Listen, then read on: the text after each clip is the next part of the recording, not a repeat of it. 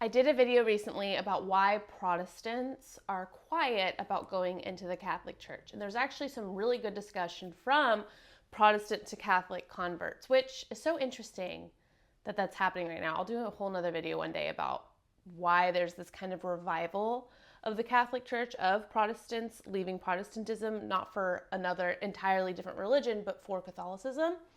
But there's a lot of people sharing their stories, and they're kind of being excommunicated from their Protestant churches. And I wanted to share about, two Protestant pastors, what you guys can do. And I know, why are we listening to you? Because you chose to click on this video. But how Protestant pastors can encourage their own congregation and encourage them to stay at your local church, okay, if you're not wanting them to leave. What are some things that you can do to uplift them in their faith? And this is coming from someone who left Protestantism for Catholicism. One of the very first things is to not shoot down the questions. They're going to have a lot of them. People who are interested in Catholicism, they have a lot of questions about the origin of Scripture. What is tradition? Is tradition mentioned in Scripture? Okay, who are the early church fathers, and why do we find them important? Why do we keep some things that they say, and then other things we may disagree with? What is the Eucharist, and why do we not adopt the idea of transubstantiation? These are all ideas that Protestants start to wonder about when they are going into Catholicism, or when they are, dare I say, tempted by Catholicism. You need to be ready to answer questions or say to someone, I'm not sure. Let's look into this together. That includes, I remember asking about baptism saves you. Okay, because that's a verse. And being shot down vehemently for that. And I remember asking about the new Adam, which is Jesus Christ, and wondering, is there a new Eve? And being shot down for that. And it was insinuated that maybe I was like a feminist because I was asking about Eve and not just Adam. And so don't shoot down the questions. If you don't have an answer, and there will be questions where you do not have an answer, have the humility to be able to say, you know what? They didn't teach me this in seminary, or we did not address this, or I've wondered that myself, and I do not have a definitive answer for you. On top of being able to say that and say, you're going to look into this, if you provide an answer, and as you're providing the answer, you are actively thinking, I hope they don't follow up. I hope they don't ask me another question on this topic. And then you, get snippy with them because they maybe push back on what you said. They have a little bit more, they ask more questions about a topic that they're interested in, like baptism or like the Eucharist. Do not get angry. Don't tell them that they're looking for a fight. Don't tell them that they're looking to be divisive. This is their faith. It's hard creating conflict in our personal relationships as Christians, okay? Because we're told not to do that. It's even harder when you have Christian leadership shooting you down when you're not asking about permission to sin. You're not asking for permission to get a divorce, which many Protestant pastors would be super down to support people in. Oh, that is a loud plane. I hope the war isn't starting. I'm sure there's a war coming soon. You just got to pray. But Protestant pastors will be open to some ideas, and then on the ones that they're not so sure about, or that they know maybe Catholicism could answer, they get frustrated, or they shoot you down, or they pull a power trip, and they're like, I'm your pastor, you must listen to me. Don't do any of that. Be inviting. Be welcoming of questions. Don't shoot people down. The second thing that you can do to encourage your Protestants that are maybe struggling in their faith, maybe feeling like Protestantism isn't enough, or maybe there's more out there for Christianity, I would strongly, and I'm not being facetious right now. I'm not trying, is that how I should use that word there? I'm not trying to be annoying or, what's the word? No, that's not the word. Okay, I'm going through all my vocabulary. Teach them about the martyrs and the saints. That, learning about the people who died for the faith. Yes, the disciples. Yes, Paul, John, Luke, James. But beyond them, who did they teach? They taught Polycarp. They taught Ignatius.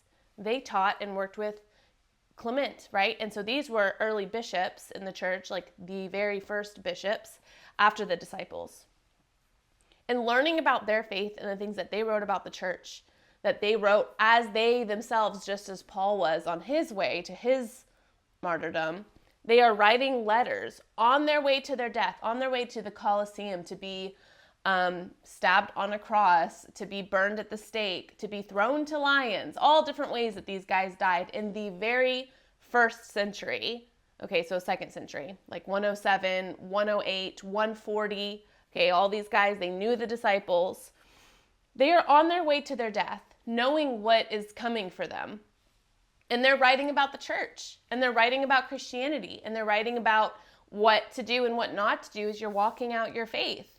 And they're really beautiful letters. Read those letters, okay? And I understand that those have not been decided, the Didache too, that these writings have not been decided as scripture.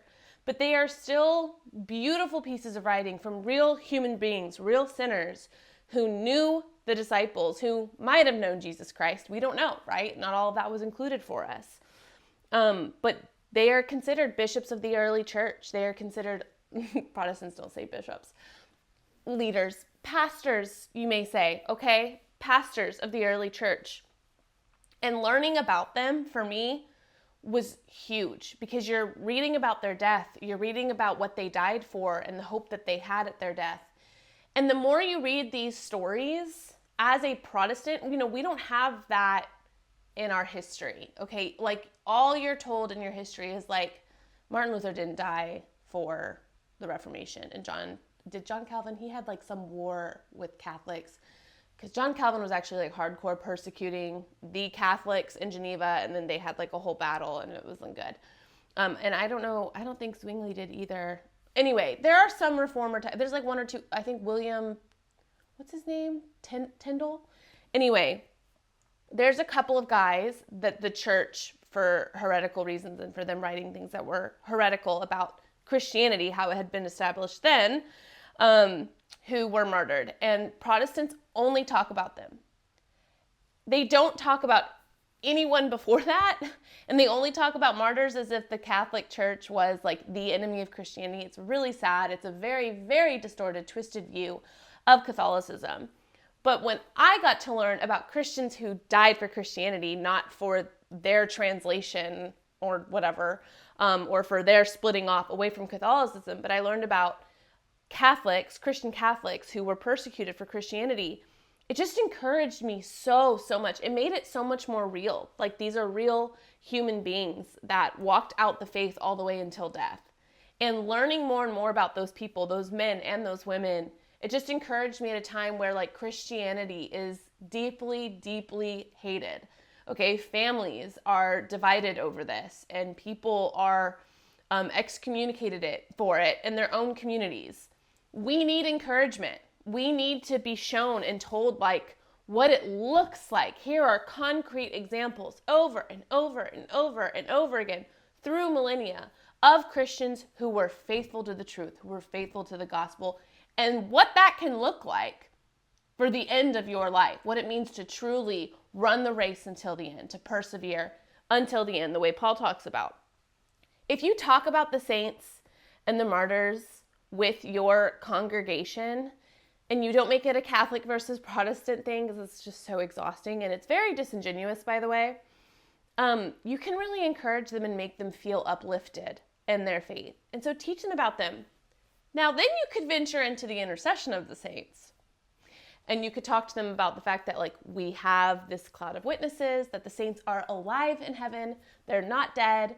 And for much of Christian history, you would talk to the saints, you would ask for their intercession. You knew that they were up there with Jesus Christ, and you asked them to pray for you the same way that you ask others to pray for you. I have been deeply encouraged in asking the saints to pray for me, those who were martyred and persecuted for their faith, because I'm going to be completely honest, and like maybe this is kind of sad, but I have very, very, very few people in my life who I can talk to, and I know that they have been like ripped to shreds in their relationships for their faith, where they have been excommunicated, where they have been kicked out from things, where they have been hated, and talked about in really awful, sad ways for their faith, right? Not for politics, but for their faith.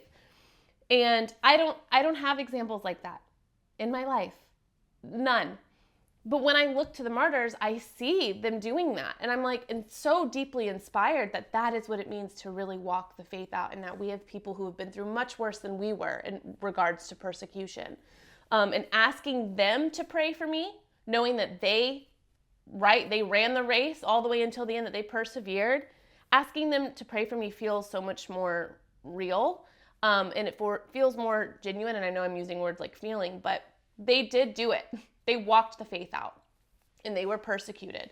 And so if you're struggling with your faith, or you're struggling with people hating you or treating you differently for being a Christian, then the saints are really great people to go to and ask for their prayers, ask for their encouragement. And so that's the third further step that you could take, okay, after not shooting down questions, being open to questions, and then teaching them about the martyrs. But these are just a few ways where you can deepen their faith, where you can encourage them, and not like push them away and have them run away off into Protestantism or away from Protestantism. Now, they may go into Catholicism anyway, okay? As one who is in OCA right now, it's a really beautiful faith. It's, what we would consider to be the fullness of the faith. But I did want to be genuine about that to Protestant pastors, and don't be fearful, And if you're a Calvinist, you'll just go, oh, well, they're not of the elect, and they don't have free will, and God didn't choose them. Jesus Christ did not die for that person in particular, clearly, because they don't want to be a part of my church. I'm saying all this tongue-in-cheek, but I still very much so mean it. Anyway, I know you didn't ask, but you did click on this video, so there's my advice.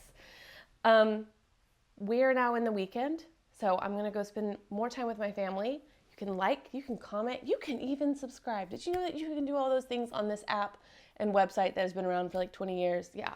Anyway, you heard it here first.